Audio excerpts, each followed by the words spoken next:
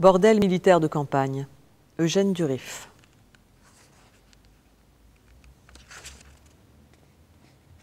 Les hommes attendent près des baraques.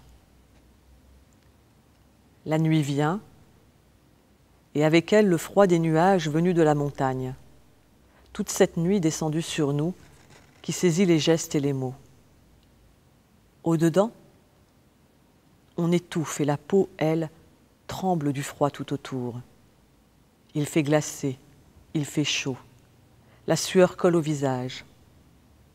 La baraque est ouverte à plein vent. La poussière du soir sèche et froide et la sueur des corps déjà, avant même qu'ils ne soient entrés dans les chambres, boxes séparées par des couvertures. De l'un à l'autre, on se parle, on s'échange des paroles, des blagues. Une nuit, toute une nuit à traverser en se disant qu'on n'a jamais vu de nuit qui ne finisse par atteindre le jour.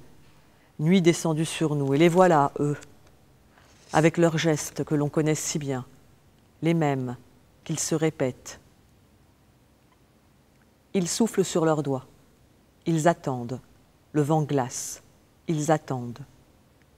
Ils arrivent du froid des montagnes, bien plus fort celui-là. 2 Sénégalais y sont restés sur le capot d'une Jeep où on les avait posés pour les réchauffer un peu. Ils attendent près des fils électriques, en rang. Ils boivent la bière au goulot. On les entend déjà gueuler et rire. Autour, le désert, les cris d'animaux, les rapaces et les chacals, on ne sait pas trop, qui résonnent dans cette étendue de vide où les félagas sont cachés. On dit qu'ils guettent, prêts à sortir de leur gourbis où ils sont là, prêts à bondir, même des trous de la terre. Les hommes boivent la bière au goulot et comptent le nombre de jetons qu'il faut. Si leur corps pouvait nous tenir chaud. Mais ils ne font que peser plus lourd, l'un après l'autre, chacun plus lourd.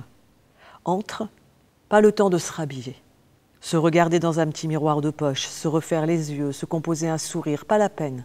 Un visage froid comme le dehors, qu'il n'y ait pas de prise, où ils puissent s'accrocher, se répandre de toutes leurs paroles, et fixer tant qu'ils peuvent, comme si on leur cachait encore quelque chose. Et avec tous tes jetons, ça, tu ne pourras pas l'avoir. Ce n'est que de la peau. Regarde, mate, ouvre grand tes yeux, écarquille-les bien, prends-en pour un moment, pour les images que tu te fais tout seul. Tu ne seras pas déçu. Tu en auras pour ton argent. Et si je te montrais le dedans du dedans, tu aurais encore l'impression que c'est le plus important que je t'ai caché. N'essaie pas de me raconter ta vie ou de contrefaire des mots en fermant les yeux, comme si tu serrais le corps très précis d'une autre femme. Et tu l'imagines en fermant les yeux.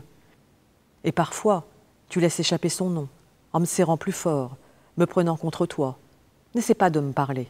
Je ne suis pas une autre, n'essaie pas, ça ne m'intéresse pas. Et d'autres dehors attendent.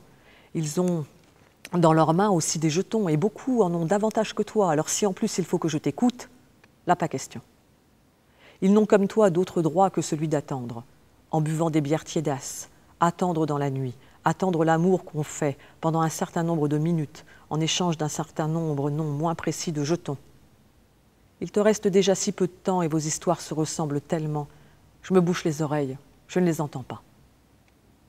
Celui-là, il était méconnaissable. Des coups de ceinturon sur la gueule. Ça ne ressemblait plus à grand-chose. Après, il s'était balancé du 4e étage. Ou alors, qu'il y en ait une seule des histoires que tu racontes qui m'étonne. Je l'écoute jusqu'au bout. Je prendrai mon temps. Qu'il soit là, dehors, à attendre, je m'en moque. S'il y a une histoire, une vraie, qui me donne envie de savoir la suite, j'arrête tout et je l'écoute jusqu'à la fin.